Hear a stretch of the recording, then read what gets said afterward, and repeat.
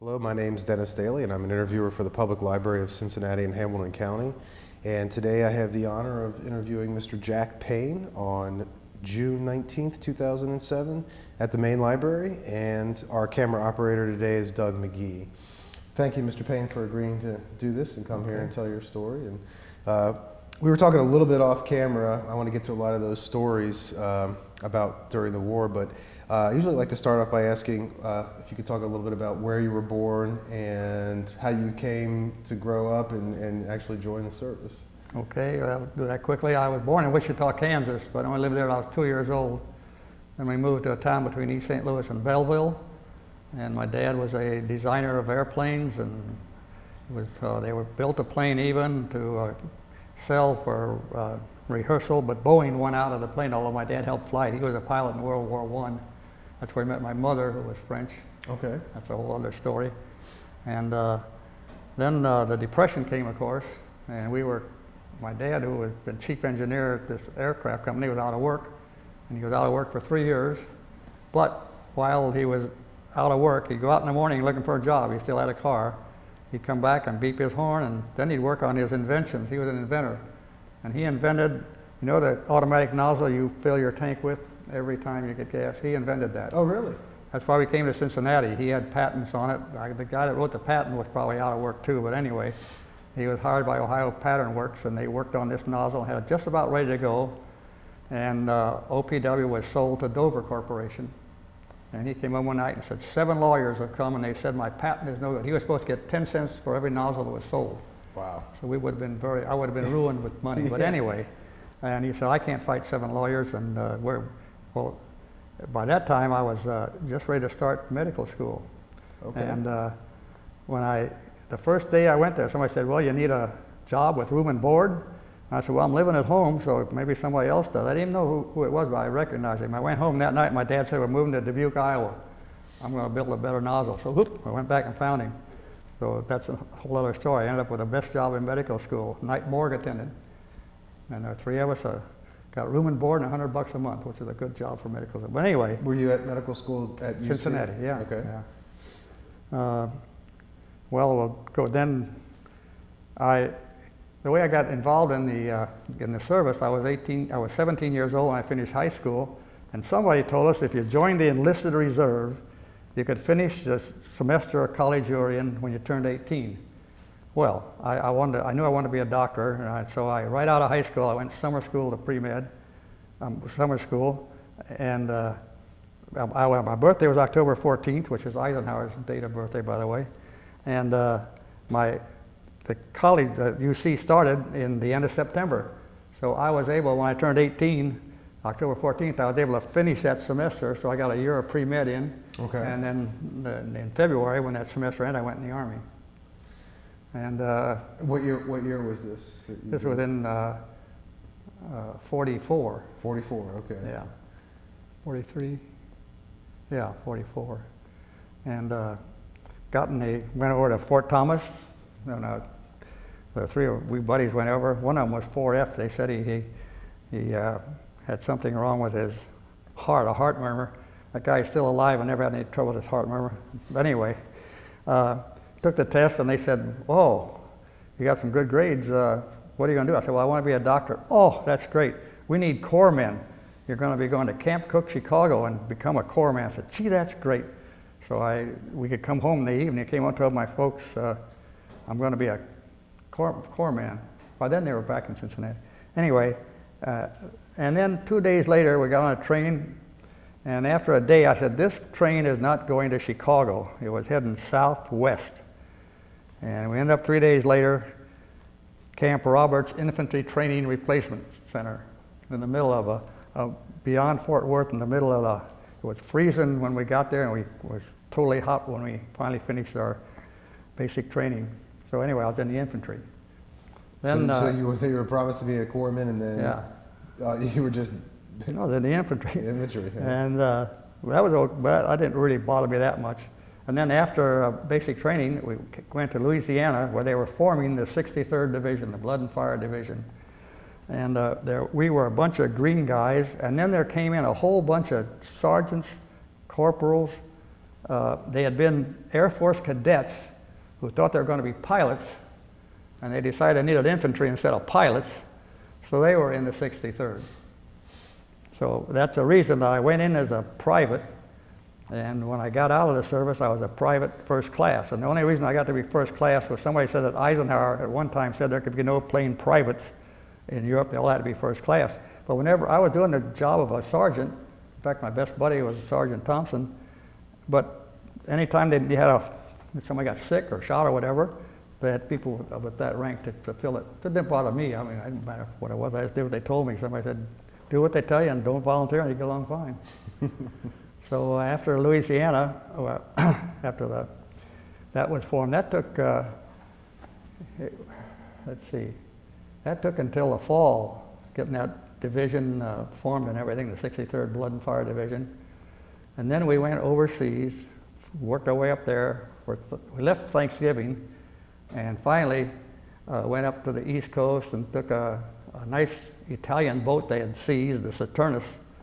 And we had a nice room for 4 of us and took 14 days, huge convoy going across and through Gibraltar to Marseille.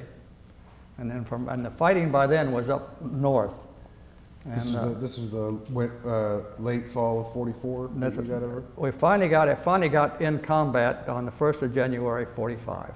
So when you landed at Marseille, what happened then? Did you get just board trucks and go straight to the front? Yeah, we were on trucks. Part of the time we were in these 40 and 8 trains with 40 men and 8 horses, and boy, they had 40 men there, and every time a train would stop, someone would jump off to try to get some bread or wine or something, and the thing would start off, and you'd see them run down the track. Some of them never made it.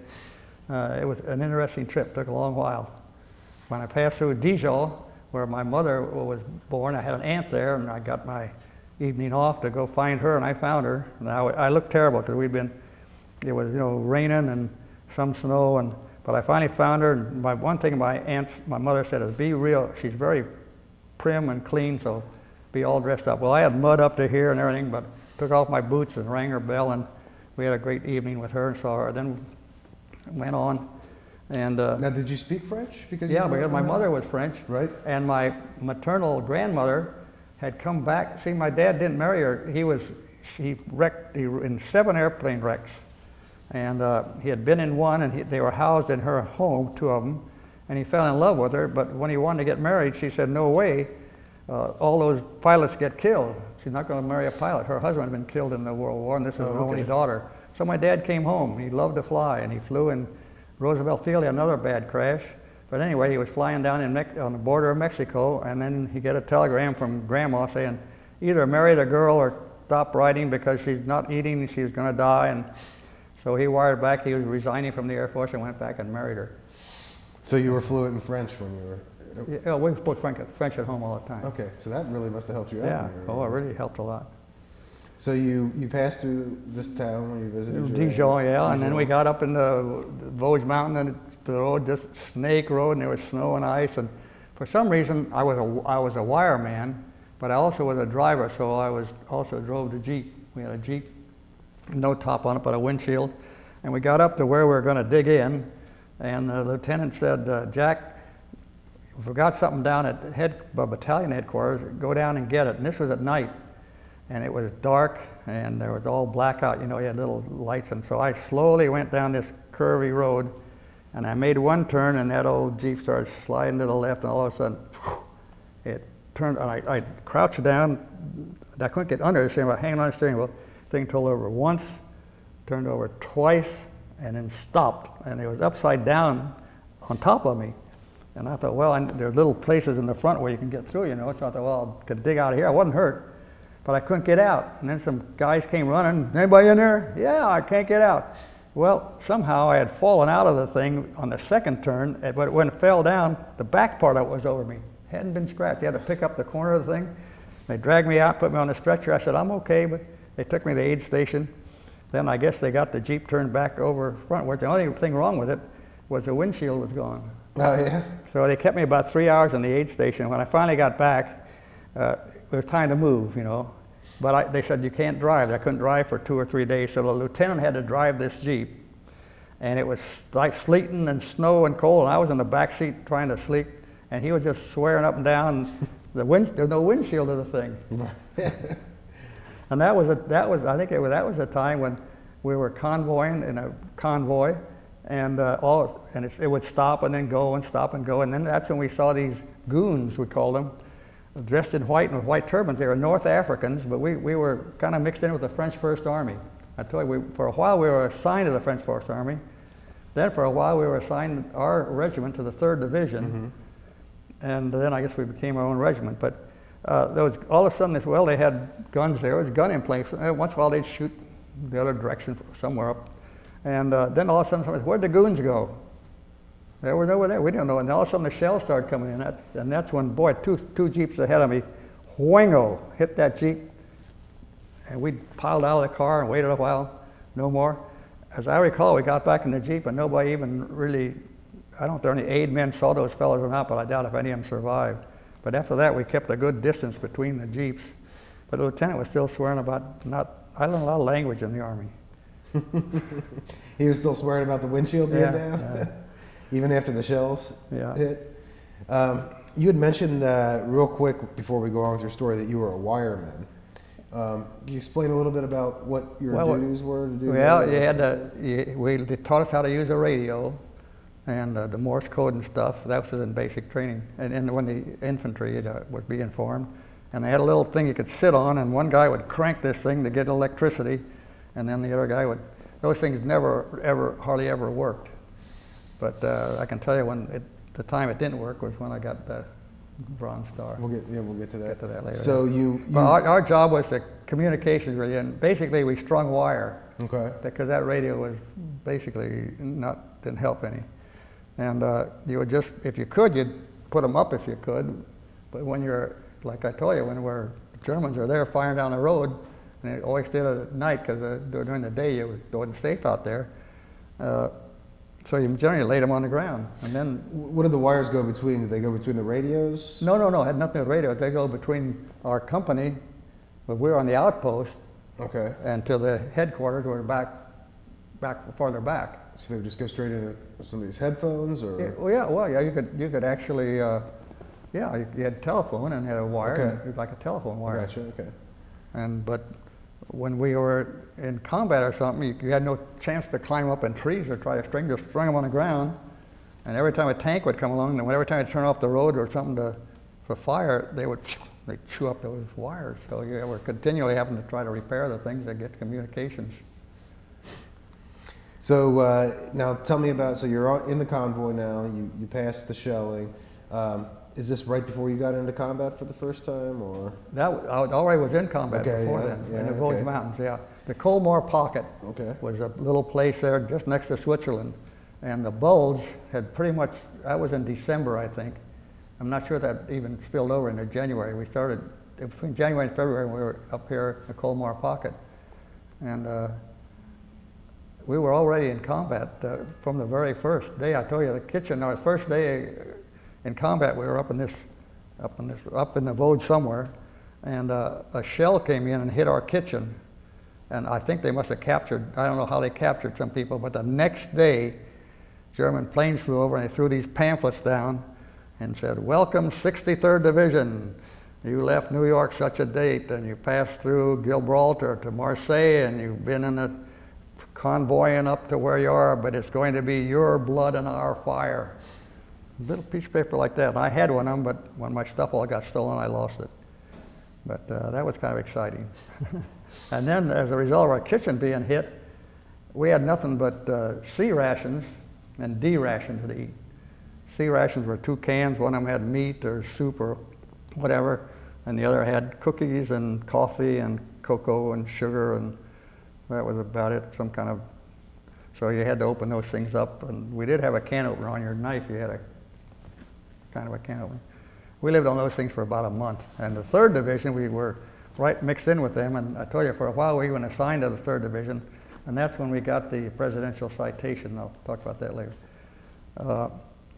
But they always had hot food right up to the guy in the very outpost top. You see them walking by with these trays of hot food, or sneaking by, and we always doing this with sea rations. You couldn't even heat the full things up because they couldn't build a fire. There was ice and snow, and the 3rd Division had been in North Africa, Italy, and those guys were veterans, and we were green up to the top of our heads. You know, we were just starting. We envied them very much. So their veteran knowledge helped Everything, them keep yeah. the hot food coming. And Yeah. Well, we had these big old heavy rifles, and they had little carbines. And most of the time we weren't firing at a lineman. We wouldn't shoot at anybody. Rarely shot at anybody. I'd carry this full heavy thing, and they always had these little carbines. And boy, I wish I finally got one of those. I don't know if somebody had one and got shot or something, but they had everything. They knew what they were doing. We were just green. So then what happened next after the... Well, we finally got off the mountain and down into a little town. And the little town, it was one road through this town, and there was a railroad track on our side of the town, and then the barbed wire went out there on either side, and then there was a little stream out through the middle of town, and the Germans were on that side of that little stream, we were on this side of that little stream. And we were in a house. Every time you got in a little town, you took over the house. Of course, the Frenchmen would complain and all that, but we'd assure them he'd be all right. And, where did they go? They just became refugees then? Went to the well, they'd stay around and stay with some neighbors or something if they took over their house. And this was some of these guys we suspected of being actually for the Germans instead of the French. Because this was Alsace-Lorraine, which had been German at one time and all that. But when one time we got into town, and this nice big solid 2-story thing, and it even had behind in the barn was solid, and it even had a john in it. But we hadn't had a john for a month, you know. You had to use a slit trent or nothing. And so we first got there, and our sergeant said, I'm going to try that john. So he went out, and he was sitting in there, and we hadn't been in that place an hour or two, and here a shell came in and hit right on top of that john, but it was a solid stone, so he wasn't hurt. But boy, really? He came tumbling out there. Boy, I don't think he had to use a john for a week after that. He was totally shook up. But we figured that guy who owned the house somehow could contact the Germans and tell them we were in there. As far as we could tell, they hadn't shelled any other houses. Sure. And then we got in that house. Since I had a Jeep and stuff, I didn't get right in the house.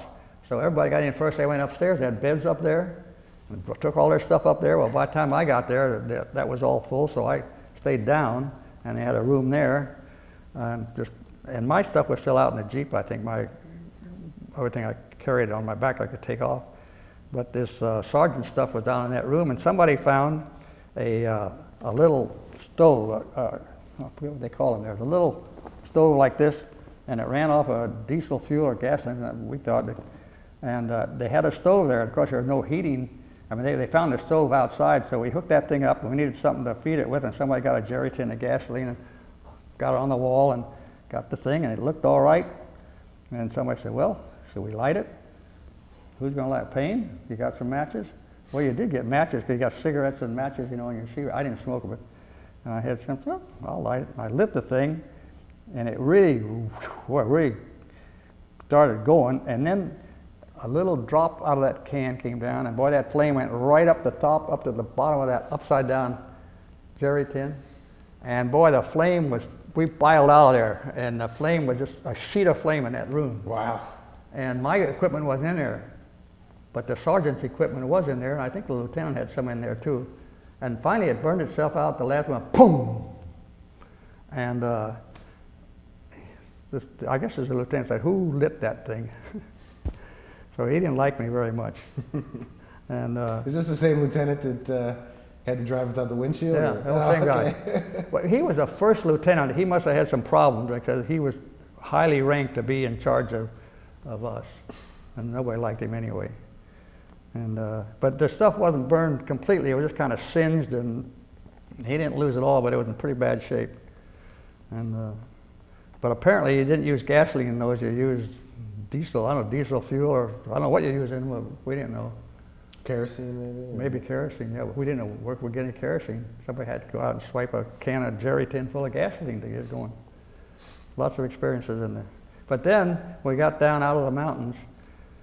We stayed, wherever we were, we'd stay during the day, usually out in the woods somewhere. And then we'd say dig a foxhole, and you'd have to get the snow out, and then it was real frozen stuff, and after about that much you'd get down where you could really get in it, and then water would come in. When you read this about this president's citation, it was swampy territory we were within, and this was snow and stuff, so you couldn't really sleep in that hole, and we would kind of sit on the edge of it, and then if shells started coming in, you'd have to get in it, and then you get all soaking wet.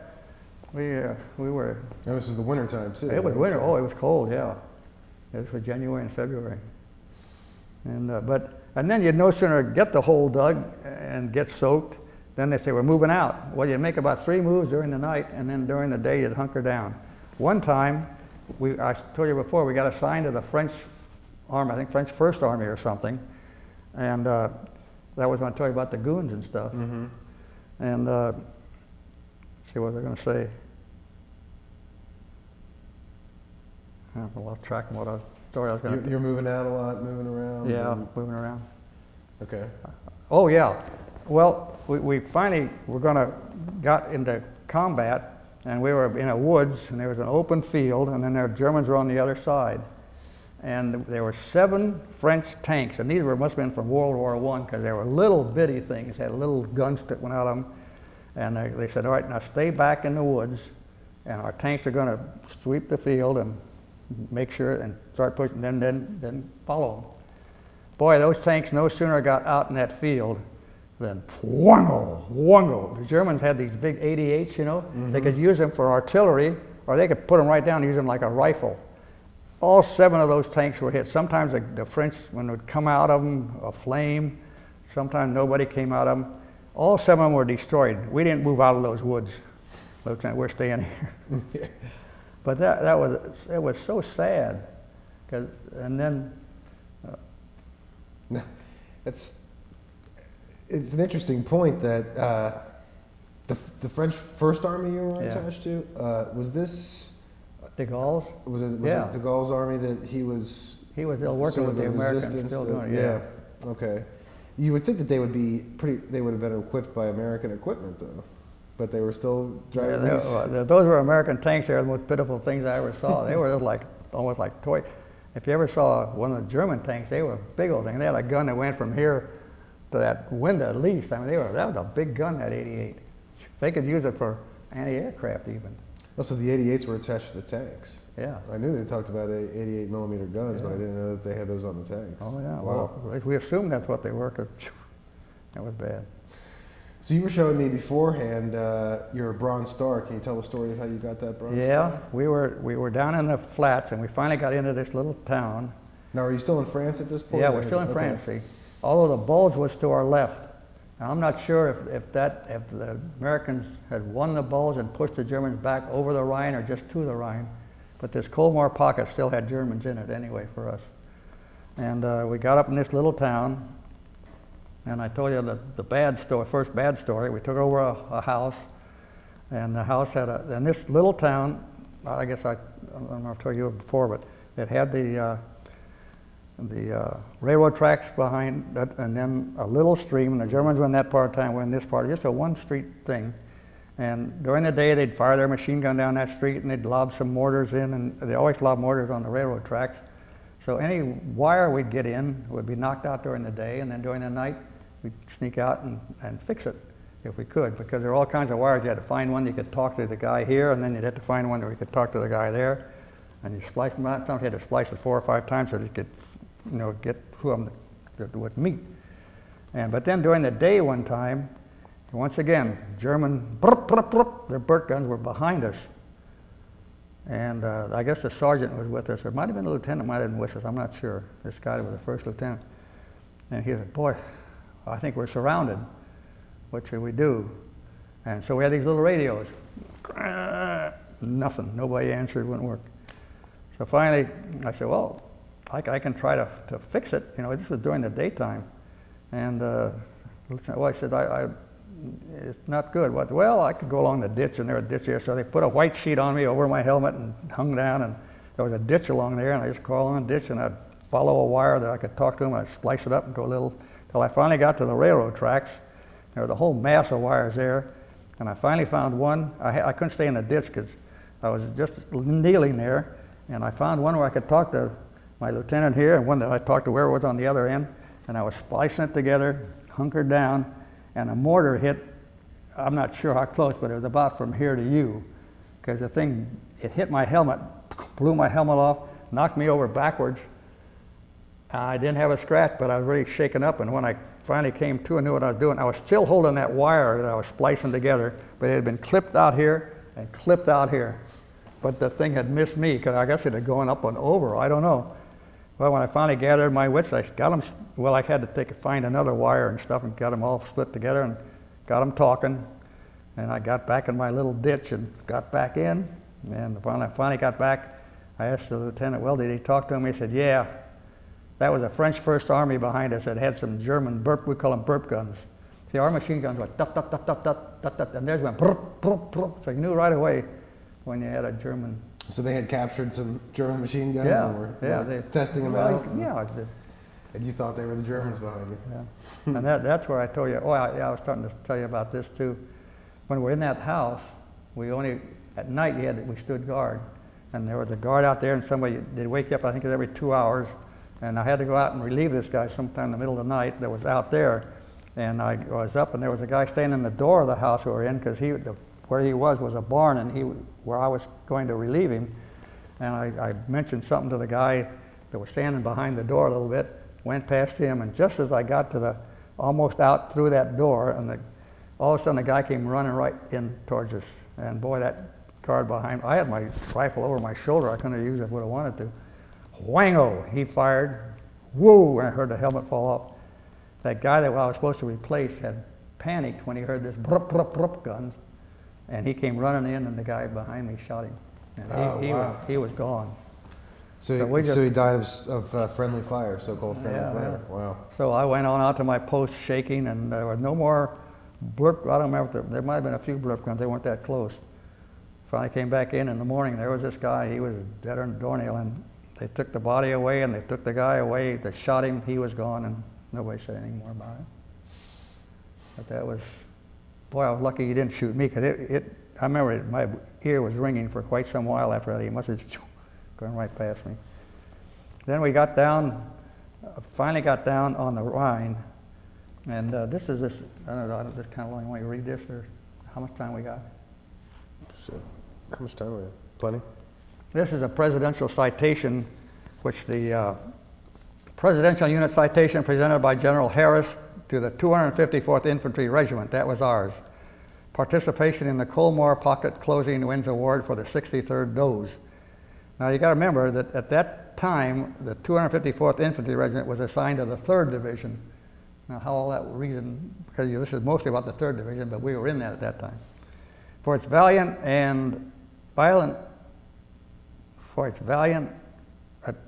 aid to the 3rd Division in the closing of the 3rd Division in the closing of the Colmore Pocket last February, the 254th Infantry has been awarded the Presidential Unit Citation in a formal ceremony Friday at Reed Field in Craiglington. Brigadier General Frederick M. Harris tied the battle streamer on the regimental colors and also pinned the Presidential Unit Citation badges on the members of the color guard, and there's several of them named. Following the reading of the citation by the captain, the regiment passed in review before Colonel Harris, regimental commander, and so forth. The action to which the 254th Infantry was awarded the citation is described in the following order.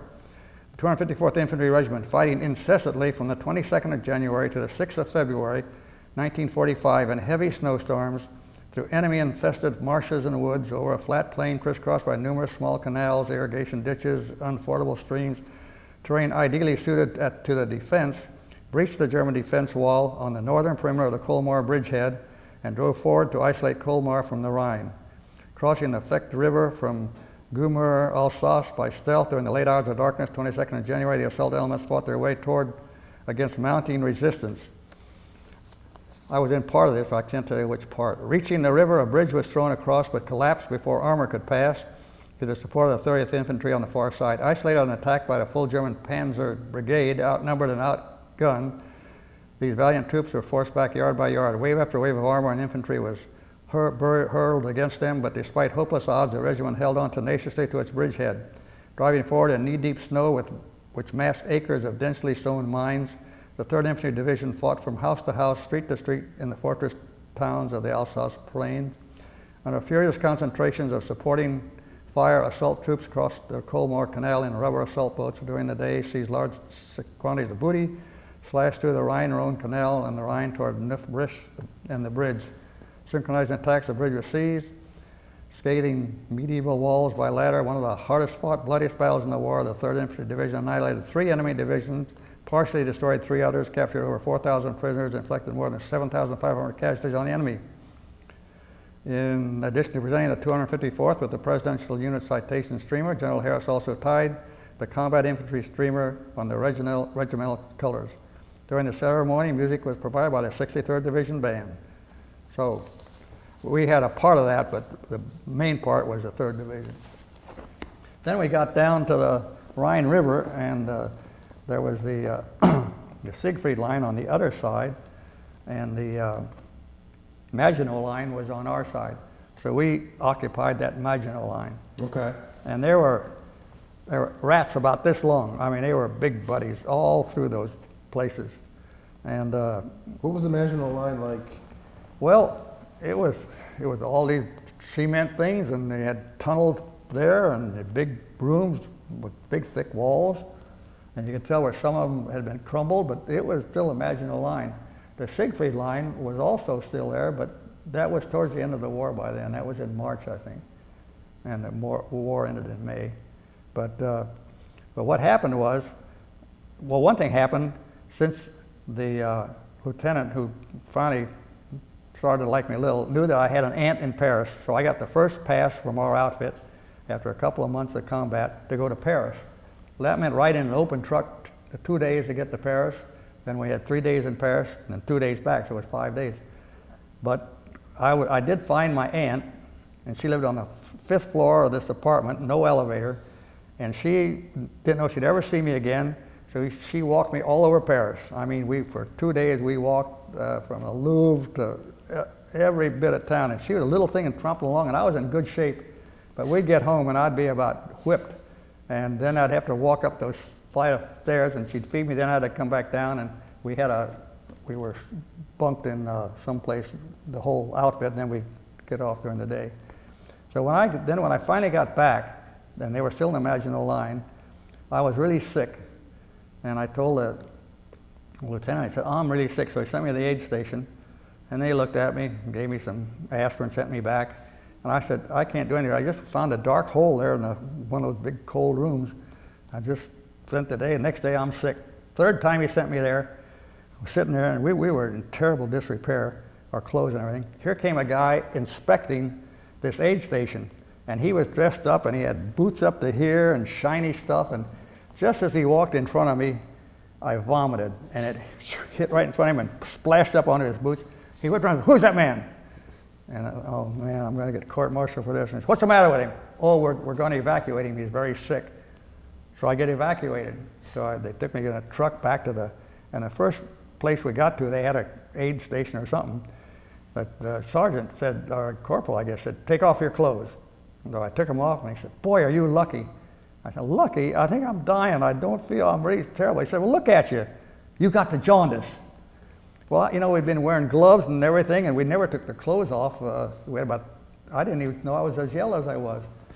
But I learned later that there was an epidemic of hepatitis in Europe in that last year of the war. Okay. And I was one of them that got it. Oof. And oh man, I felt sick. So they evacuated me back to Vichy. You ever drink Vichy water? Well, that was a big resort, and they took it over for a hospital. And man, that was nice. And I was into this big room. We each had a bed and clean clothes and everything. But next to me was a Frenchman, and he had the jaundice too, and he and I looked about alike. We were yellow as you could be. Well, during that first night, there was a bunch of stirring around, and by George, he died that night. And I thought, oh Really? man, I've had it. But I started feeling better. But I had me on this diet, and I couldn't have any meat or fat and liquid stuff. And man, I wanted something. I really started feeling better. And they kept me there about 2 months, I guess. And then I slowly worked my way back to get back to Germany. By then, the troops had gone through the Siegfried line and were up into Germany. The war was still going on, and we were slowly going from camp to camp. And we were right outside of Luxembourg. And every day they'd they'd assign us something to do, but we'd take off and go somewhere else. They said, let's go into Luxembourg. So we went into Luxembourg. I had to hitchhike with somebody, with some troops or something. And by George, about noon, here came a little lady running down the street. La guerre est finie, la guerre est finie. The war's over, the war's over. Well, oh man, the war's over. And that was the war in Europe, you know.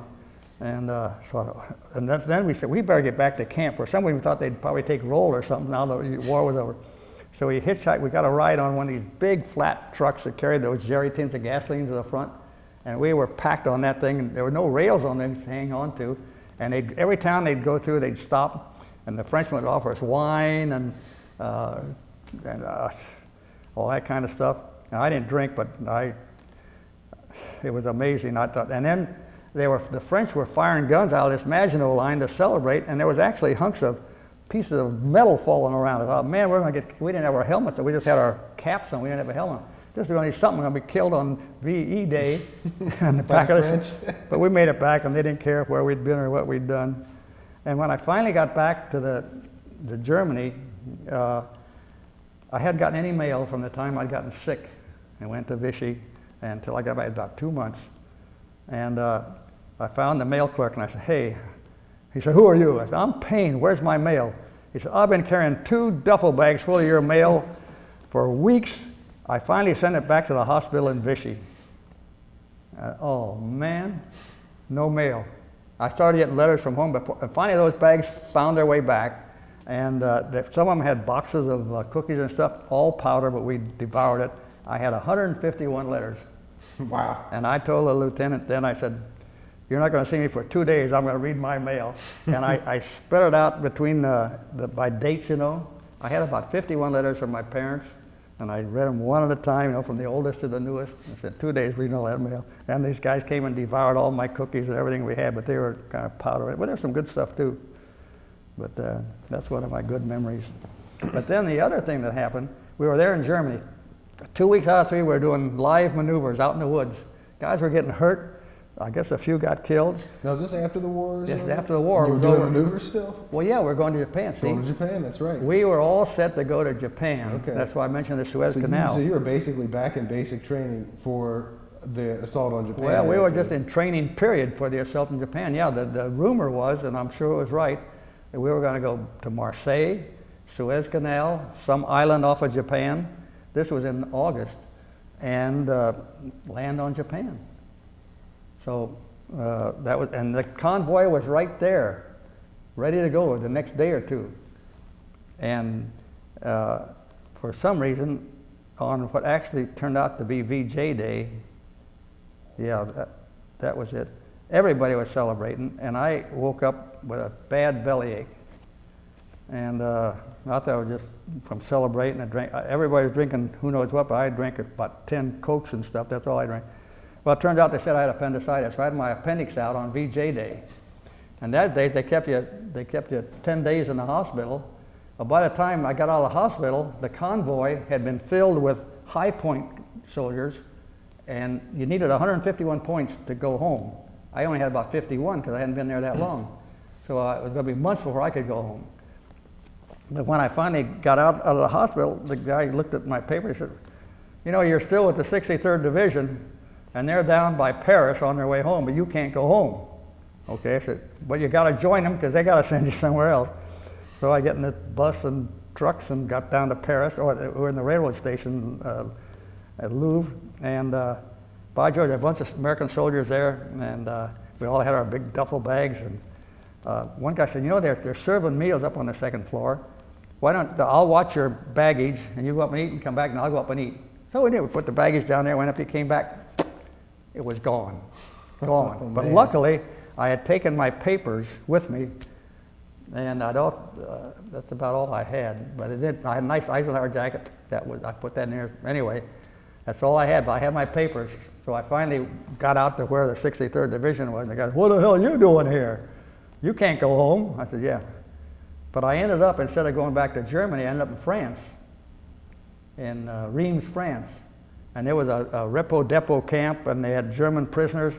They did all the work. They were so happy they were alive when the war was over, and they'd make us fall out in the morning, and they'd give us some simple tasks to do, and we would ignore them. So I spent from August until February. I finally had enough points to get home.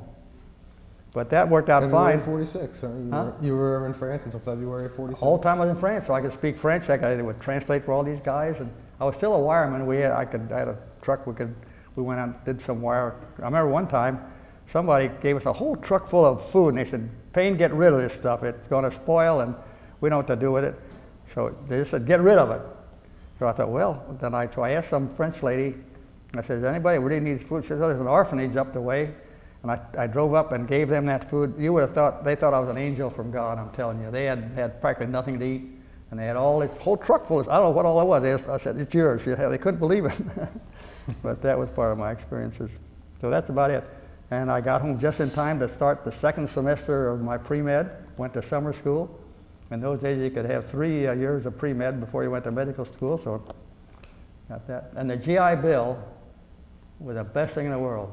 It paid, I think, for every month and then some more, but it paid all my way to the end of pre-med, 1 more year, maybe 2, and 1 semester was left of medical school when that finally ran out. They paid the tuition. Well, the tuition then was only $500 a semester, or maybe $500 a year. I don't know, it wasn't that much, but I didn't have it. Sure. Well, that's a lot of money. Yeah, it was a lot of money. So that's how the Army helped me. So yeah, that's great. So did you eventually get through medical school? Oh yeah, I sure did. And I had no debt when I got out of it. See, I became a doctor because I wanted to be a missionary doctor. And so I didn't have to pay any long debt, so I went right over to Africa, spent 22 years in Africa, and I really enjoyed it, yeah. That's fascinating. What part of Africa did you? Cameroon, a little country next to Nigeria, north of the Belgian Congo. And you were there for 22 years? Yeah. Wow. It was great. Did you marry and have a family? Oh yeah, yeah. Did you? I didn't. I said I wasn't going to get married till I finished medical school. So I graduated one night and we got married the next night. We had to pass the state boards, and I think 2 weeks after that I just ignored studying for the state boards, but I passed them. Yeah. And after Cameroon? Well, came home. I did my internship up in Madison because my wife by that time had never been out of Cincinnati except with a school trip to Washington or something, an only child, and her mother was threatened she was going to go to Africa, so I was going to let her. So anyway, I interned in Madison. I came back to Christ Hospital and did a surgical residency at Christ Hospital. And so, because they said, wherever you are as a doctor, you got to do, if you're the only doctor, you got to do surgery, so you better have some surgical training, you know. So over there, you were everything. We had a 200-bed hospital.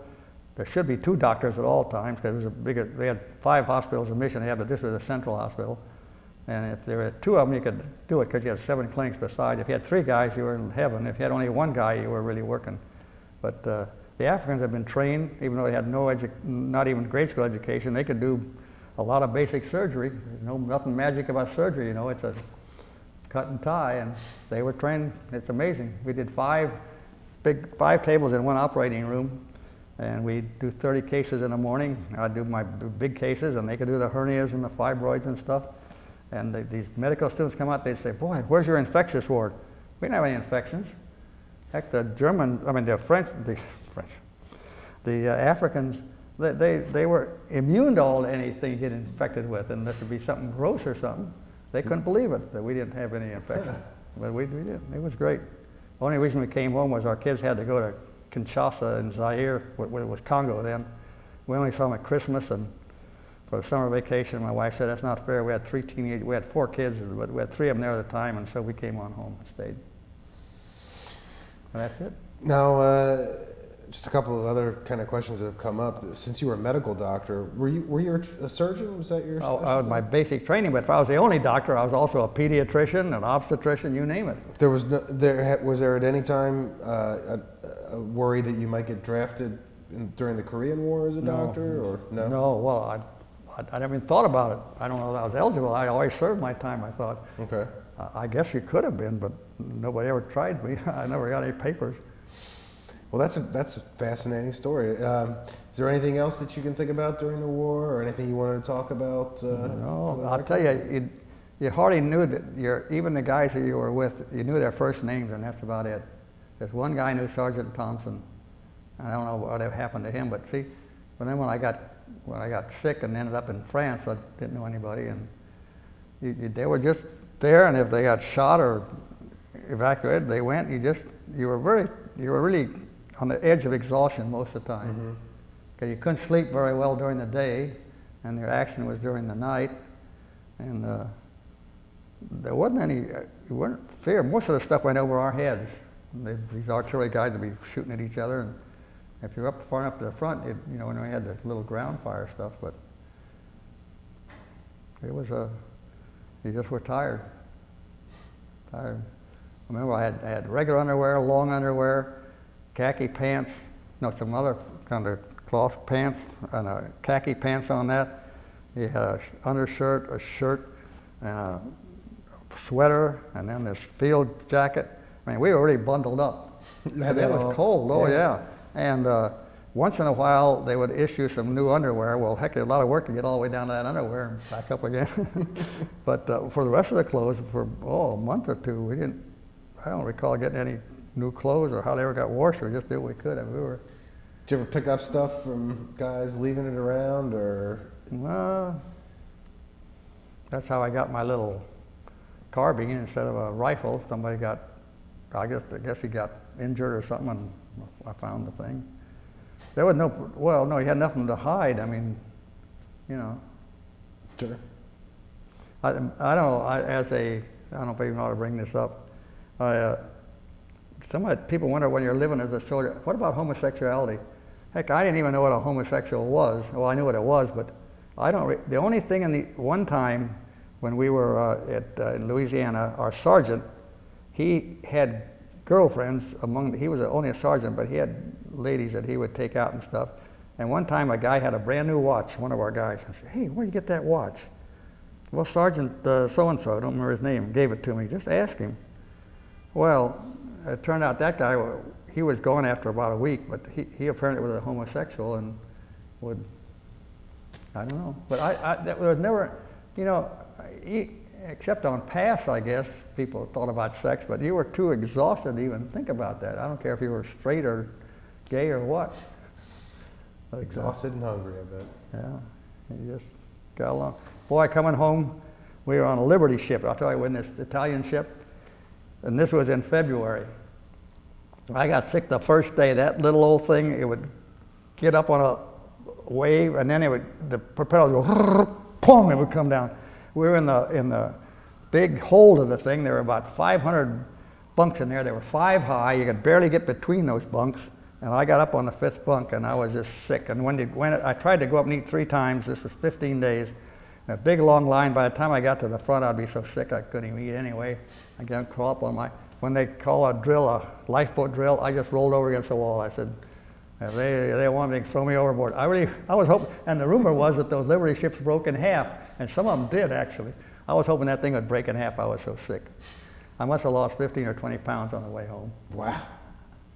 You only tried to eat 3 times in the whole. I tried, and I couldn't even get up to the line. I bet you had a good meal when you got back on shore. Well, sure, I did well. Did you come in through New York City, or? We landed in New York. Ended up in Camp Aberdeen, Indiana. That's where we got discharged. Okay. Came back to Cincinnati. Yeah. Well, sir, I want to thank you for your time and for your service, and it was a pleasure talking to you and a pleasure meeting you. And the Army, without them, I would have been in deep trouble, and I didn't do a whole lot to win it, but I didn't do anything to lose it. So. Well, thanks a lot. Okay.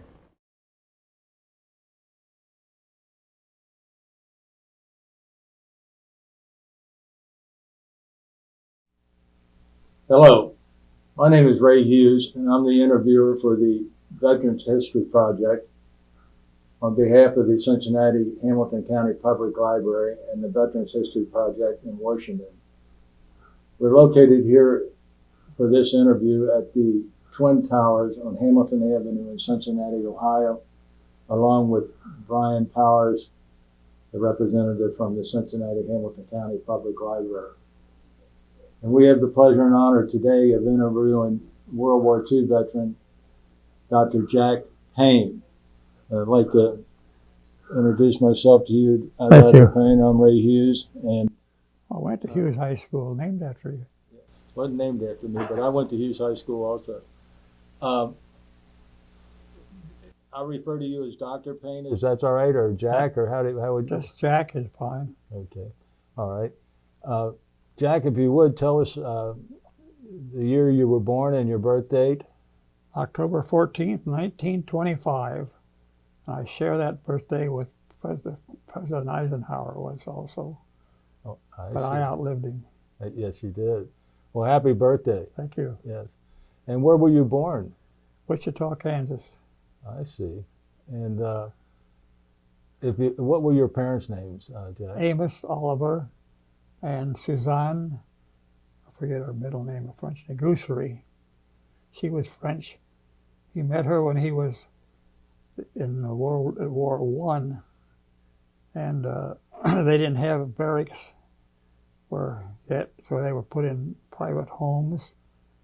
So he was in a home with another soldier, and this mother, her husband had been killed in World War One, and she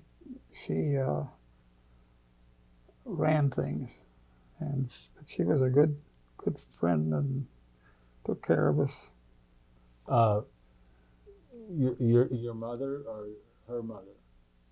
My mother was born in France, was French. I guess her mother was too. Yeah, of course. When did your father marry her? Well, he wanted to get married, but Grandma was pretty tough and said that nobody was going to marry a soldier. They all got killed, and her daughter wouldn't do it. So he was down in Texas, and they were riding back and forth, and she finally telegraphed him. It took about 6 weeks for a little letter to come, by boat and back. Said either you resign from the army or come back and marry her, or she's going to die. So he wired that he was coming back, so he resigned, and they went back to France, and they got married in Dijon. And when they came home on their honeymoon, first day out was kind of rough, and Grandma said he had the room right next to him. So she came into their room and kicked him out. So he spent the whole honeymoon on the boat, 15 days. And he, with his new wife, he never slept with her.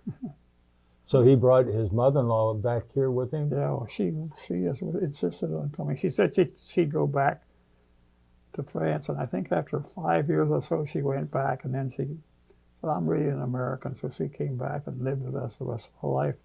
So we spoke French at home, and that was always good for me, especially when I got Cameroon there was an English but a French Cameroon, so my French really helped when I was a missionary. Yeah. So your mom and dad, after they got here from their honeymoon, where did they settle? What city and state? Well, they were in Wichita, and then they moved to just over the river in Illinois. I forget the name of the town. There was a big 3-mile rise up out of the river to the... I forgot to ask what year your parents got married. What year? They got married? Yes. How would I know that? Sometime before 1925, I hope. That's right. Yeah. Well, in those days, that was true. Yes. Well, where did they end up settling at then? Maybe not the first place they moved to. No, they moved from... My dad had these inventions, and he would go from one to the other. I think we went up to Toledo for a while, and then we came down to Cincinnati. Well, how were you born in Kansas? How'd that happen? My parents lived there. Where at in Kansas? Wichita. Oh, you were born in Wichita? Yeah. I see. How long did you live there? I think just 2 years. Ah. I don't remember or anything. Where did you move to from there? To between Belleville and East St. Louis. There was a boulevard that had a General Short or somebody lived on it. They were all rich. We lived behind we were all just barely getting through. This was right at the Depression time. And my mother, who spoke French, was a social worker down in East St. Louis, which is like over the Rhine here. Uh-huh. And they loved her, and she had no trouble. They thought, how can you do that there? They were always shooting people and everything. A little like over the Rhine here, only worse. You said General Short lived there. Is that the same general that was at Pearl Harbor? Yeah, Okay, we'll come back to him later then. that's all I know. Yeah, Of. yeah. We didn't. I think I played with his kids some, but Yeah. Well, how old were you when you came to Cincinnati? I was in the 8th grade, so that was where that puts me. And why Cincinnati? Why? Because my dad had gotten a job with Ohio Pattern Works because they wanted to make this nozzle that he had invented. So your dad was an inventor? Yeah, And what did he do, invent the nozzle that pumped gas? yeah, it turned off automatically. Uh-huh. And it worked fine. It had to fall 10 feet and hit the cement and still work.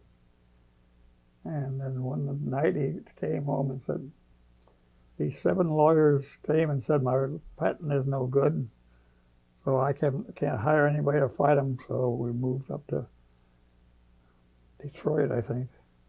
Toledo or Detroit? Toledo. Yeah. And I think they had somebody there. They made a few of them or sold 100, but that never.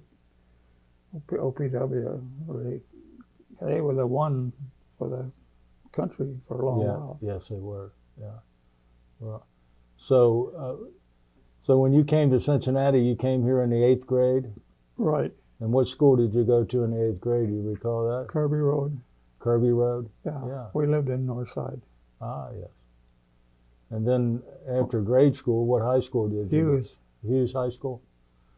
Hughes, niggers and Jews. Yeah, that's an old saying. I remember that very well. I went to Hughes also, you know. Mr. Kaiser was the principal while you were going there? Right. Yeah. Did you choose any particular majors while you were in foreign Well, I was languages? going to be an engineer like my dad was, but this missionary came, Evelyn Adams, who had been born in Cameroon and was speaking. And right then and there, I'd already signed up for Hughes for an engineer. I decided I was going to be a doctor and a missionary. So I told Mr. Hutchinson, who was the principal then, or somebody said, you can't do that, you get over that. I insisted, and finally they let go, so they took away my schedule. And the one thing I got was a 4 years of Latin, and that was terrible. You know, you needed so many good grades to get into medical school. I'll never get. I hated that, but I got B's somehow by really working at it. I don't think it helped me a bit. What other languages did you take while you were here? Well, I told you my mother was French, so I knew French well. Well, I couldn't. That's all. Okay. So you made up your mind when you were in high school you were going to be a doctor and a missionary? Well, at least a doctor, and then this Dr. Adams. She's the one that convinced me. And in fact, we were having so many people want to be missionaries. They decided they'd have a study fellowship where they'd have a 6-month program here in the States to see if really they want to be missionaries. And wash them out, they didn't want to. So I was in that. But about halfway through that, they got word from Cameroon. I was going to go to India, I thought. Word from Cameroon that they needed at least 2 doctors. And one doctor was sick and was dying or died or what. So instead of going to India, I went to Cameroon. No, that wasn't while you were in high school. Oh no, I'd finished high school. But in the summer, it was after high school, yeah. But Yeah. Well, we're trying to get this in chronological order. Well, you graduated from Hughes High School. 43. And what did you do then? I went to UC. I see. And But you- they were so. I remember I somehow got the first 2 years of medical school done with a summer and a winter or something like that. And we always ask World War II veterans if they remember Pearl Harbor Day, and I always ask them what they were doing on that day if they remember it. I was downtown in a car and heard it on the radio. Couldn't believe it. Went home and we just had a little radio. We had no television or anything. We turned on that and listened to it. We were amazed. That was a tragedy. They really knocked out a lot of ships. Yes. And Lost a lot of men. yes. And when you turned 18, did you join the military or were you drafted? No, I was drafted, except I got it. How'd that work? I graduated in '43, and I went to summer school, and then I went to UC for medical school because, I was 18 then, and it turned out that so I started that semester, and instead of drafting me, I was able to get that, so I got a full year of medical school before I had to go into service. So And then they interviewed me in Chicago, I guess. Or maybe, no, Fort Thomas. And saw that I'd done pre-med. You're lucky you're going to go to Chicago and be a medic. Boy, I came home, we lived in the north side. Said, I'm going to Chicago and be a medic. By George, I got on a train there and sent to a station. After a day or two, I thought, this train is not going to Chicago, it's going southwest. So I finally landed at a place just west of Fort Worth, Texas, a place called Mineral Wells, which we call Venereal Wells. And that was out in the middle of nowhere. I had 9 months of that. The last month, the way it's all in camp. That was Camp Walter, wasn't it? That's it. My father was at Camp Walter, but that's another story too. At Mineral Wells, yeah. And is that where you went through basic training? Basic training for what? For the Army? What were you doing at Mineral Wells? Nothing. We were just, that was just close to us. We didn't, I never was in the place. Oh, Camp Walter then. Yeah. Is that where you went through Yeah. basic? Yeah. And how long was your basic training roughly? Do you recall? I think it was for 7 weeks or something like that. A little bit longer than that, maybe. No, not much. Wasn't it? Then we went to Marseille. So what were you, in your basic training, were you trained in any particular job or just the rifleman training and Yeah. marching? Yeah. Okay. Well, after your basic, where did you go? From Camp Walter?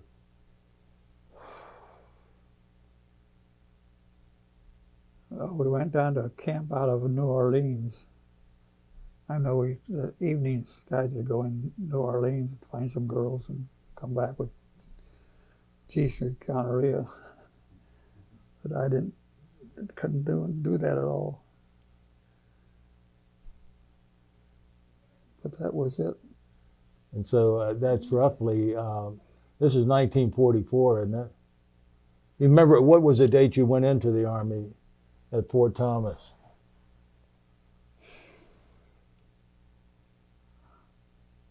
You were 18 years old then, right? Yeah, yeah. So I guess 44. 44. Yeah. Yeah. And then from Camp Walter, you went to New Orleans. Well, that was just was out of New Orleans, way just getting ready to get on a ship to go to Marseille. Where did you aboard the ship at? I think New Orleans, close by there on the Mississippi. Then we had a big convoy of ships going. I remember every night somebody say, light showing on the starboard deck or something like that. And always that light was showing, and I don't know why they couldn't get it stopped. Were you assigned to a division at this time? Yeah, 63rd, 63rd Division? I Blood see. and Fire, Blood and Fire? as you saw our little. Yes. Your patch, the emblem on the patch. And you were in the, if I remember correctly, the 254th Regiment. Yeah, And what was your job in the 254th? I was a wireman. What is a wireman? What is a wireman? You fix the telephone wires, and we had a radio, but that thing, we'd crank it, and it never did work. So the thing was doing that, and there was snow. I remember our tanks would come up and spin their wheels, and there would go the wire.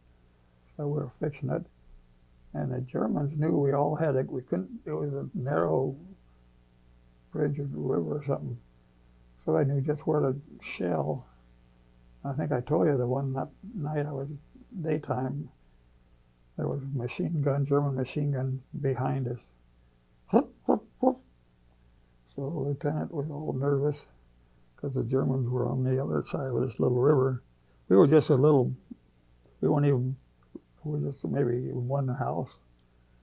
So they put a white sheet on me, and I got down there and fixed the old wires and had it all going good when a shell hit from here to him, to me, knocked me over, hit my helmet, and when I guess I must have been out of it for a while, but when I awoke, I still was holding this knot I had just been tying, been cut there and cut there, but I didn't get no injuries, which was too bad because you got 5 points of credit, when you make points you needed to go home. If you got wounded? That helped too. You got the little purple boot. Well, when you say cut here and cut there, you mean your uniform was cut? Or were your... No, this wire I was fixing was cut. Oh. On both sides of Yeah. it. And I was holding that knot in my hand. And it didn't hit you? No. Oh. But I did get what's the first thing you get as a star? A Bronze Star? Bronze Star, yeah. Yeah. And that was worth 5 points or something. So when I couldn't go home at all after it was over. Didn't have enough points. Yeah. But what happened was, we came up near the Vosges Mountains, then we came down and we were in the Maginot Line. And there were rats over a foot long down there. And I got sick. And I went to the aid station. The guy said, "What's the matter?" "Oh, I'm sick." "Okay." Gave me some aspirin or something, set me back.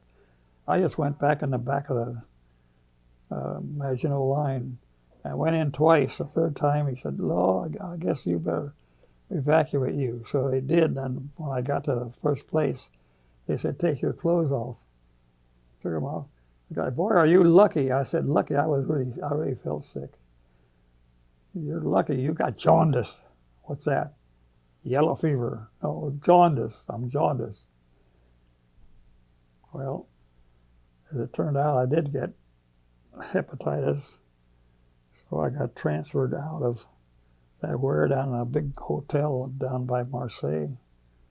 I started feeling better then, except in the bed next to me, the guy died the first night I was there, but he was yellower than I was. But I started feeling better. And so finally, they kept me after I was pretty well. They sent me back up to join my division. And we were coming up through France. They were in Germany already. And I remember we were near our what's that little bitty town in France, surrounded by France and Germany? Aachen? I don't remember. But anyway, we would always go in there. We'd sign in the morning, and they'd give us some time. We'd go in there and then come back in the evening. So when we were in there at Luxembourg, we got the word the war was over. So every place we went, they stopped us and cheered us and all that stuff. And we were afraid we would have been actually AWOL on VE Day. But they never said anything about it. We got back, and You finally joined up with your division? Yeah. Where at? They were up in Germany, Colmar, someplace. But that was where I started feeling sick. And they sent me to each station, and the third time the guy said, take off your shirt. You're lucky you got jaundice. What's that? Hepatitis. What's that? No, look at that, you're yellow as anything. That's the first I even noticed. It was so cold, I had about 2 pair of pants on and a shirt and a little jacket. It was cold. But anyway, they shipped me back. I ended up in this big resort hotel, southern France. And finally worked my way back, but never did make it back. Well, I did get back to our outfit finally, but that was in Luxembourg when the war ended. And when I finally got back to my outfit, he said, Payne, I've been carrying a whole duffel bag full of mail for you. I said, oh, where is it? Well, I was going to just ship it away. You're down in Marseille or somewhere. Well, anyway, I got it. I got 120 letters from my family. My mother was French writing. So I said, I'm not doing anything for 2 days. So for 2 days, I read my mail.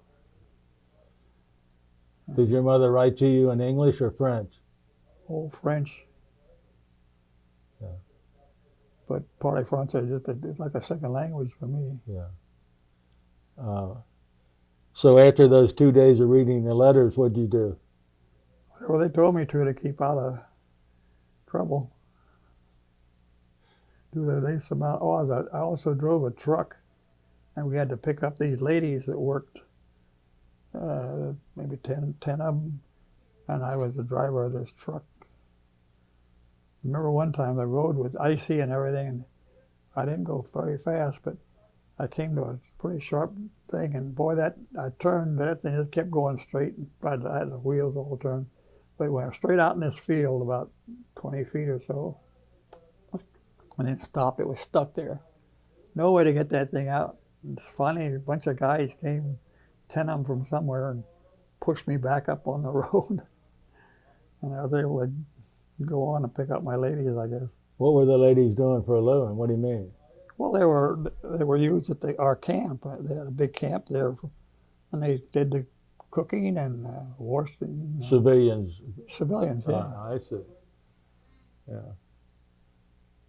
So how long were you over there performing those duties? Well, let's see. You had to have 150 points to go home. I didn't have 100 or something.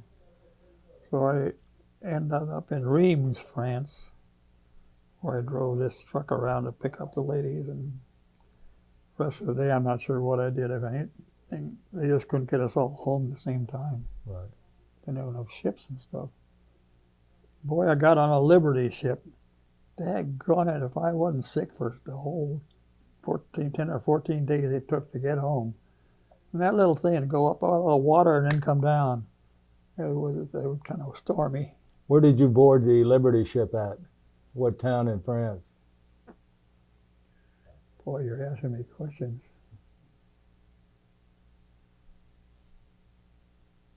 I don't know if I was all the way down by Marseille then. I don't remember. I see. So you, when you were on board and you got sick again, was this the hepatitis or the jaundice that you were talking about again? Yeah, it was finally. And there was an epidemic of that in Europe that winter. And how do they treat that in those There is days? no treatment. It takes time. You either die of it or in fact, I started getting better as soon as I got in the hospital. But the guy right next to me died during the night. He was yellow, really yellow, like that bottle. See that piece of yellow on that bottle? I do, yeah. So you came back to the United States on board a Liberty ship. Where did you land at on the States at? I don't remember. Usually in New York or someplace like Yeah, that. I think so. Well, where'd you go from there? Indiana. We were there. Camp Atterbury? Yeah. Hmm. And then the war was over. Finally, I had enough point to fight. Is that where you were discharged at? Yeah. And what rank were you when you got discharged? I was a private first class. I see. But the problem was I was doing the work of a sergeant because they had, when I was just finishing my basic training with a bunch of other guys, they had these guys that had been soldiers, and then they decided they needed them again. So half of our division was new guys like me, but they were all sergeants and corporals and all that. So I was doing the work of a sergeant finally, but I still was just a corporal.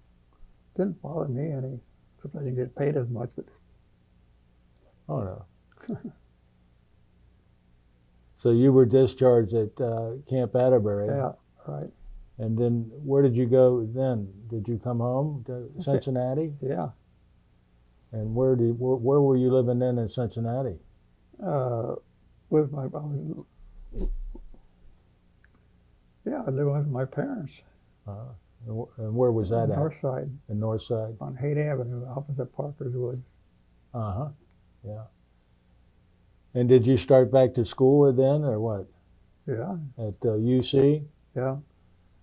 And what were you studying to be? Well, by then I decided I wanted to be a surgeon, I guess. Can't remember. I came to Christ Hospital, and then they sent me to General Hospital. I did do some work, training. So that's how that ended out. But the GI Bill put me through medical school I the see. last semester. And then I had a job. Some guy came up, and we were waiting for the elevator. I said, "Hey, yeah, you want a good job? Yeah, what is it?"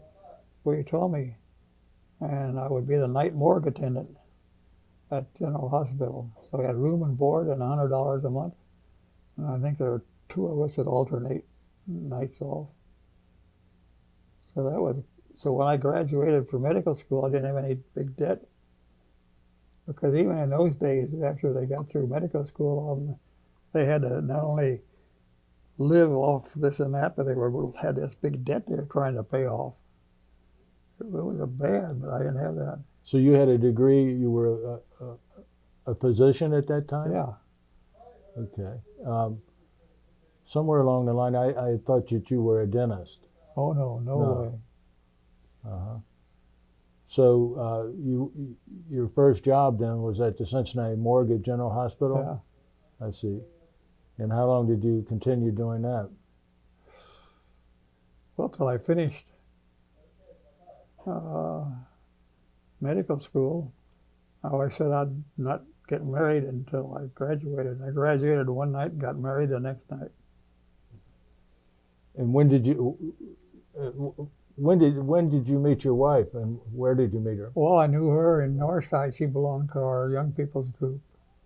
And I had 2 girlfriends, but I had pictures of each one of them, and the prettiest one was Evelyn Adams was the first one, but this was my wife-to-be, so we sort of... What was her name, or is her name?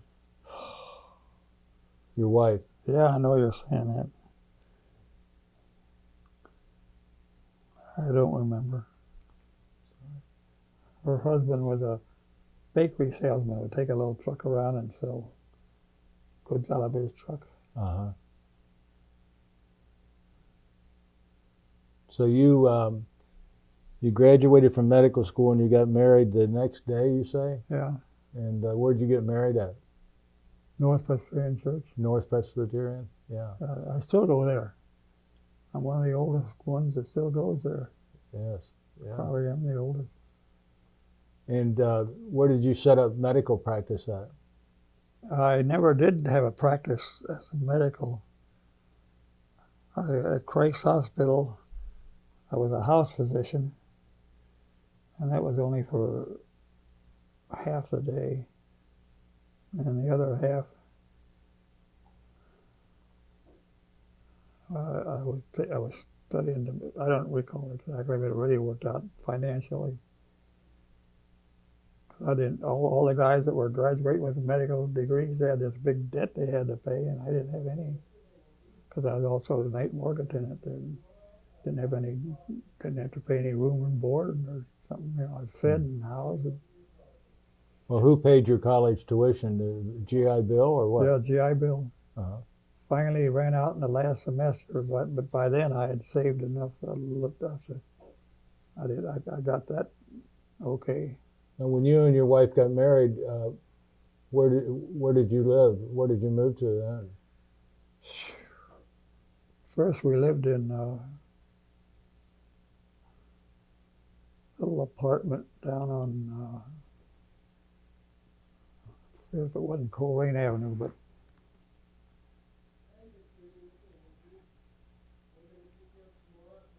down in that part of town. Now, did your wife work?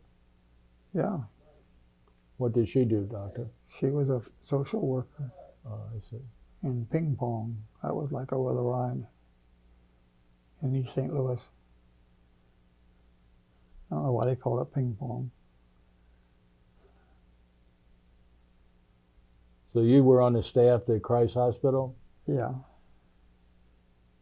Also, and how long were you at Christ Hospital? boy.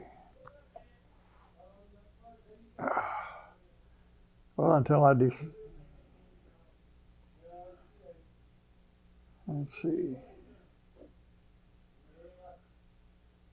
Until I decided to go to Cameroon, or to be a missionary doctor. And then halfway through, they get this telegram from Cameroon, West Africa, that they needed a doctor. The other one had gotten sick, and they needed at least two. So instead of going to India, I went to Cameroon, but I knew French, so that was great. Didn't have to learn. When did you go to Cameroon? What year do you recall? I'd have to really think of that. I don't remember. I'd have to. Can't remember. Now, was Cameroon still a French colony at that time, or? Yeah, oh yeah. There was a little British Cameroon also. Yeah. And but then they got independence finally.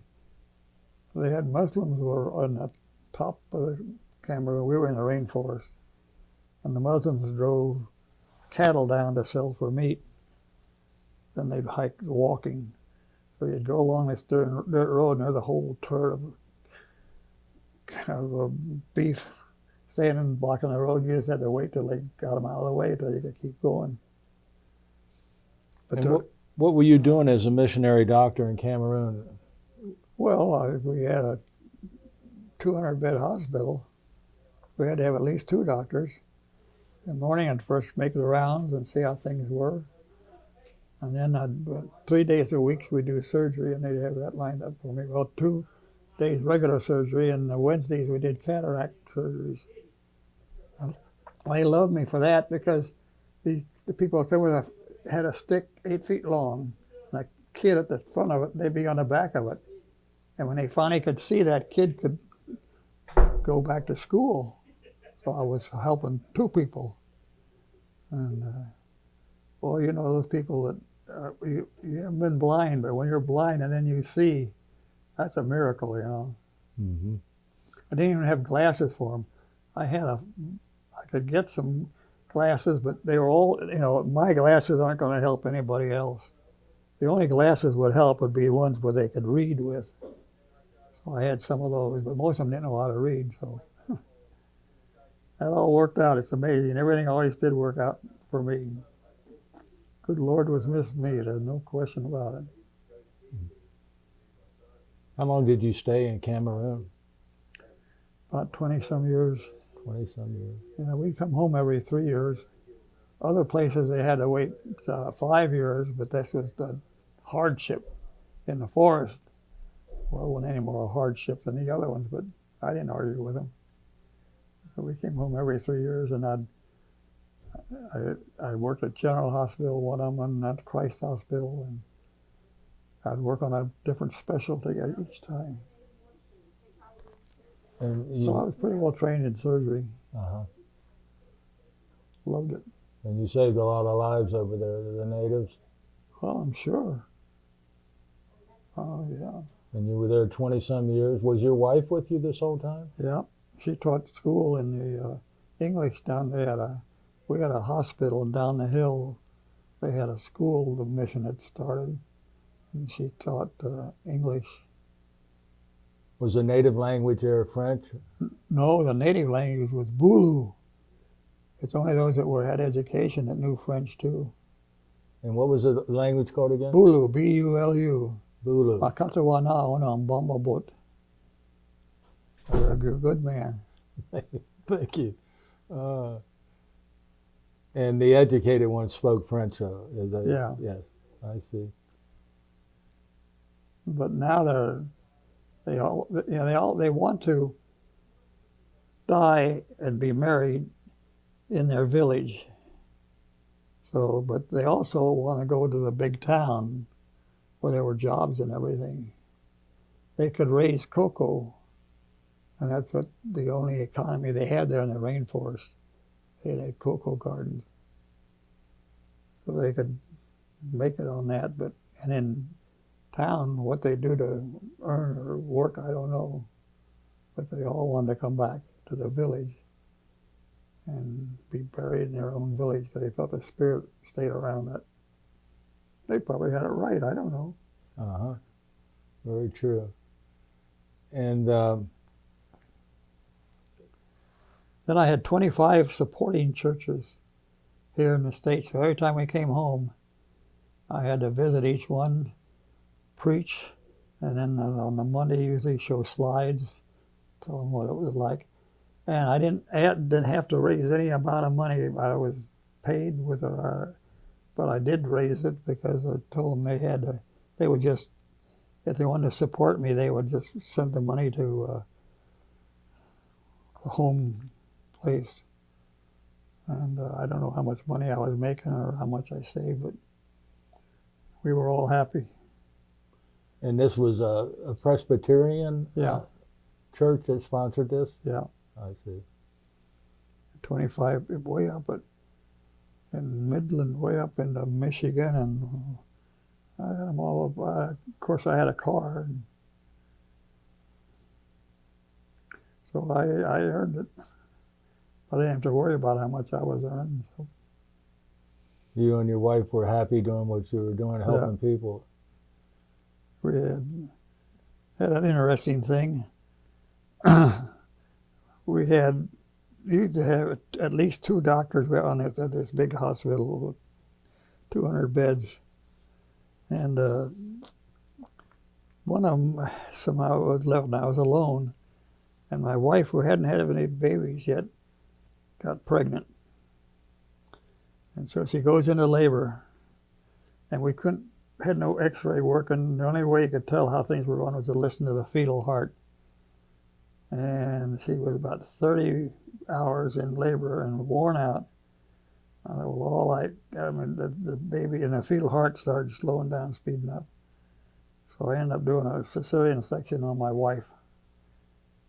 Boy, I brought that kid out healthy, and that's one of the happiest moments of my life.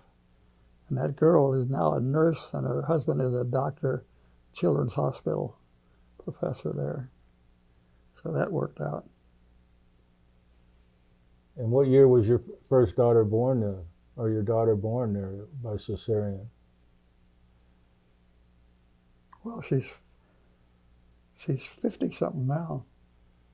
So she would have been born around 1965 or somewhere in that. And she was born in Cameroon? One of them was. But the other one came back, and I was working with a doctor who was a obstetrician. I always tried to work with one that's different. So he just let me do the cesarean while he stayed by and watched and made sure I did all right. So she did 2 operations on her. And in those days, they used to tie the tubes after 2 babies. You weren't supposed to have more than 2. Well, that's not that way, but that's the way they all thought. Now you can have as many as jolly well. I guess for the poor people, you were doing a good thing to not have to just have babies they couldn't take care of. So you and your wife had 2 daughters? We had 2 daughters and 2 boys. Oh, 2 boys also. I see. One of them had to go to France, and they had this guy, Dr. Chazot, that took tour of us to find housing for us, and we were getting our training in French. And he heard about a missionary whose son or something was having a baby but didn't want to take care of it.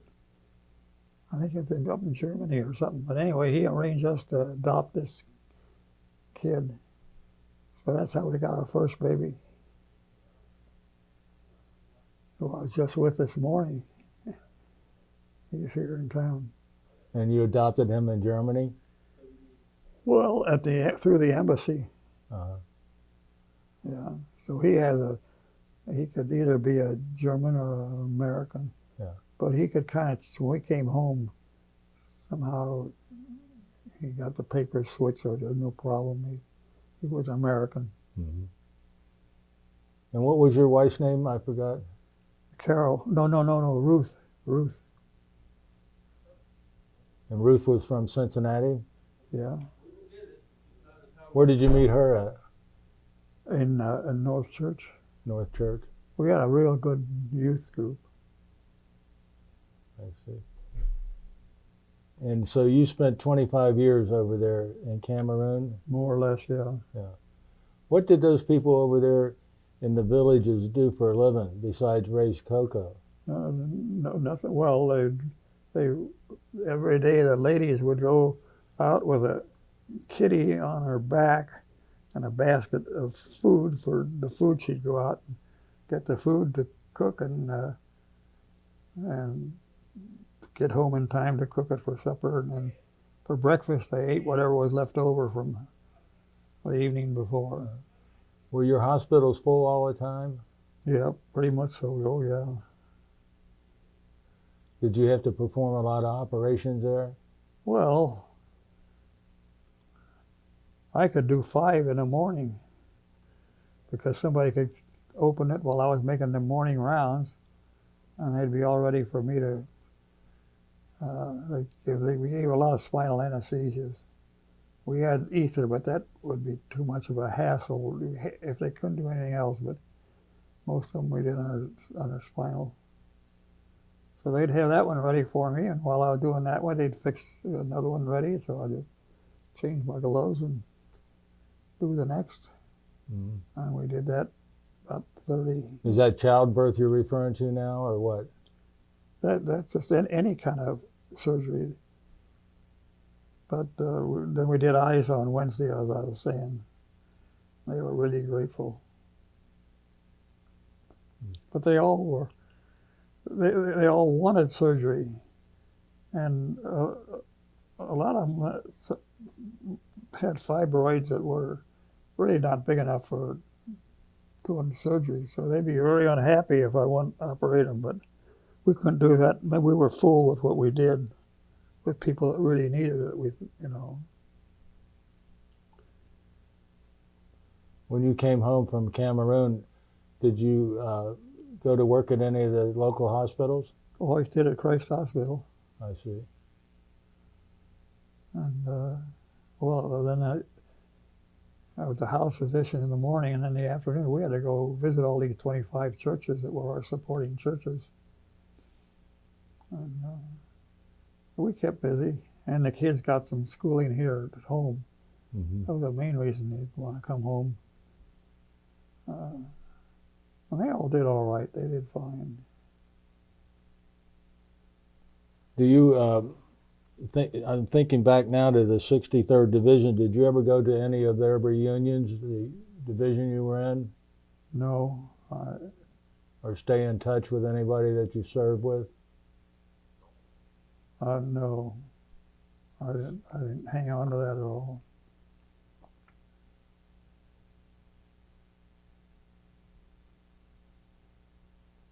And Brian, do you have any questions?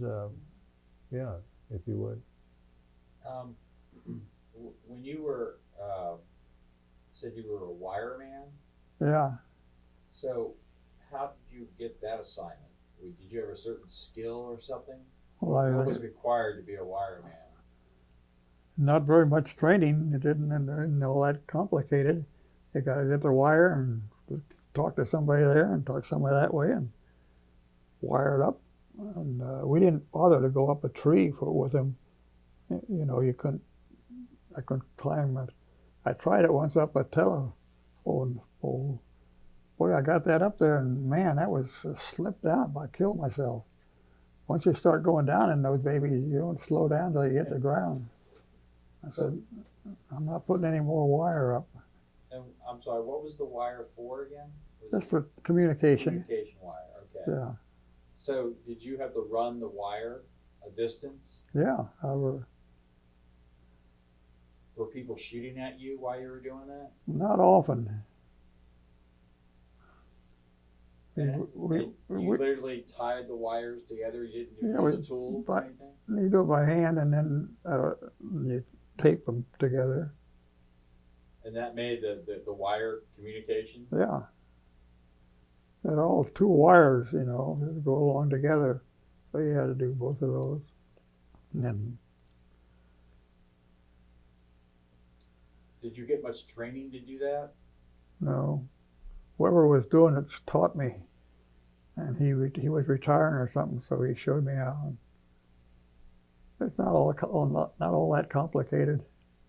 Now, when you got drafted, were you drafted? Yeah, Were you already taking pre-med classes at UC when you got yeah, drafted? yeah.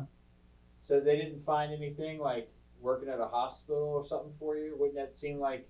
Well, when I went in the Army, I think I told you, there in Fort Thomas, they said, oh boy, you're going to Chicago where they're got training doctors. Fine, get on the train going west-south.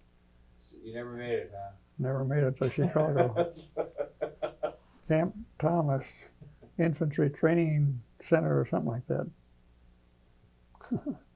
You did try to explain to people that, you know, you were pre-med and maybe you would be more useful. You haven't been in the Army, you don't tell them anything. Just keep your nose clean.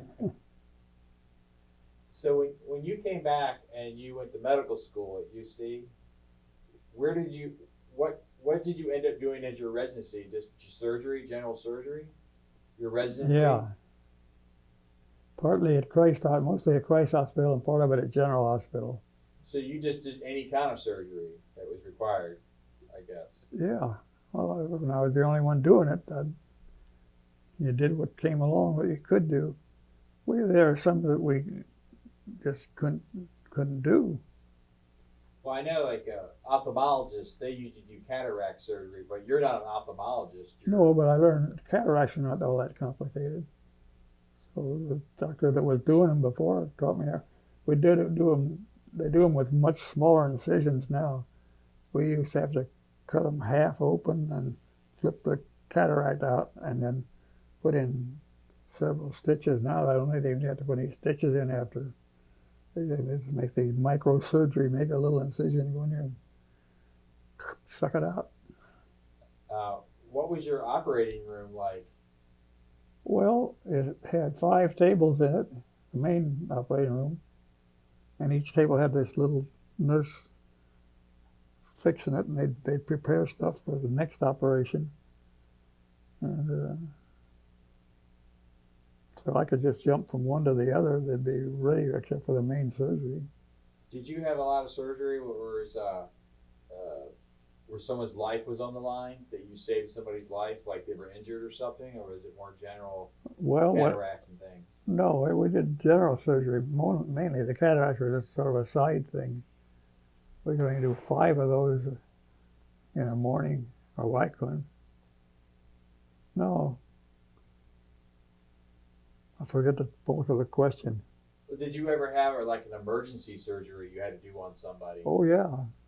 They often got their tubes would rupture when they had a start of syphilis, which wasn't enough they could get pregnant, but then when that thing got pregnant, it got stuck in the tube. And so, yeah, you had no time. You had to we had to put them on a table, get ready, and go right away, or they would die. How was your supplies? How often did you ever have a problem with getting supplies for your operations? Well, we had a guy in charge of those, all our medicines. We, of course, we knew what we had, we could use. We at that time, I guess they could go to a drugstore or something for the medicine, but they liked ours a lot better. And it was cheaper, of course. But I don't know, I really enjoyed all that. That was great. So did your kids grow up there? You were over there for a long time. Your kids. Well, they were with us, except when they got to go to high school. We had a school up to the 8th grade in Cameroon, but then they had to leave home, and they just came home for the vacations, or we'd go up and see them. But then they had a hospital in Congo, which ran all the way up to high school. So the kids would fly down there. It was only about a long way. And they had a mission house people that kept them there. They loved it. We missed them more than they missed us, I'm sure. They all turned out all right. Did any of them go into the medical field? You mentioned one daughter's a nurse. How about the other ones? No. The one is worked for OS Bank, a bank in Columbus. And the other one works for a very small company that makes, apparently most of them, also men, get this thing under their eyes, and they make a ointment that they can put on to block that out. And they're making money, so they must do it.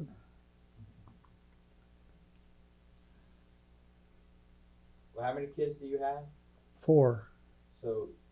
One of them I adopted was one that this fellow got from Germany or something. And this gal is dyslexia, you know what that is? Yes. So she has been really hard to take care of. And now she's down in Florida. She got married and they got divorced, and she was really not a good one. And I still controlled, give her $500 a month so she can pay her rent down in Florida. Mm-hmm. But that was a loser. And I think they knew ahead of time. There was an outfit in Chicago that said they had this baby. I'm pretty sure they knew that they had spotted that. Now I don't know, but once we had her, we had her. Yeah. So you adopted 2 children. Yeah. I see. So did you find any of your military experience useful in your missionary work? Did anything transfer that you learned in the military that was useful in your missionary work? Well, not that I learned in the military. Heavens, I was not even through medical school. I mean, hadn't started medical school while I was in the service. Right, I know that, but I thought maybe some experience. No, not really. Did you have any problems when you were in Cameroon with any revolutions or native? They were going on with one area. Now, we would get some of the patients from that area, but they weren't fighting in our region. But they had little fighting going on. And Were you there during that Mau Mau uprising? no, that was later on. Oh, okay. That wasn't uprising. I mean, the illness. That's not a. The Mau Mau. Yeah, that's a disease, a viral disease. There's Oh yeah. also a revolution, I thought, called the Mau Mau Revolution. I'm not quite. I know they had some fighting. Exactly who it was with. I don't remember. Did you deal a lot with the local government there, the local politics? Not much. They liked us. They didn't bother us. They were glad to get it. Was that under French rule while you were there? Yeah. I was there for the independence. Boy, they loved that. When did they gain independence? Now you're putting me on a spot, but I don't. Were you there when that happened? Yeah. Did that change anything in your hospital? Not really, no.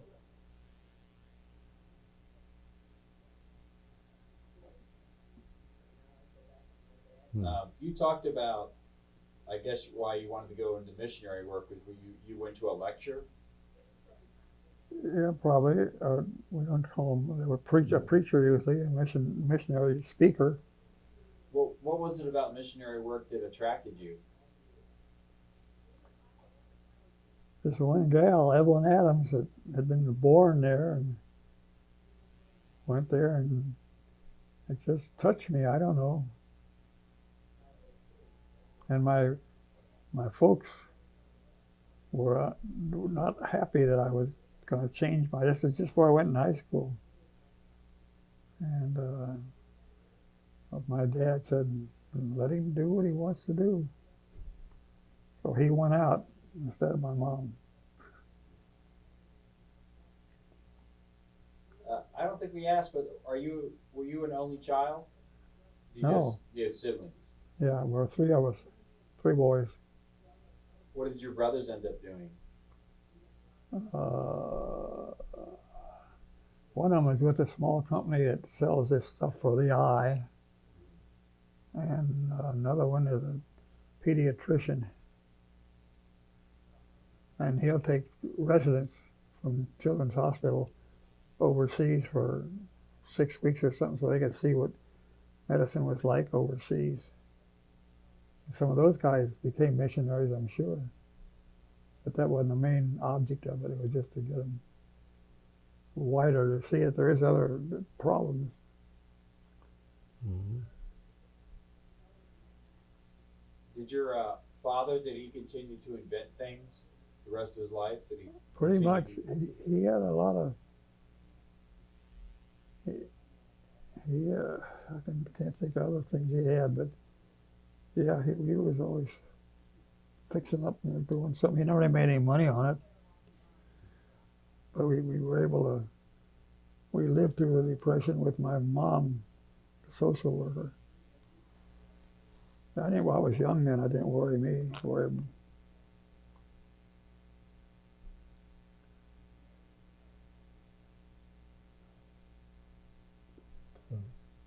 Any other questions, Brian? I think I've run out of questions. I think the interrogation is over as far as I have. Yeah. Well, it's been a real educational interview, and I know that you must feel a certain amount of satisfaction and pride in having served all those people as a missionary. And I just enjoyed it. The happiest years of my life, I'm telling you. And they loved me and I loved them. Yep.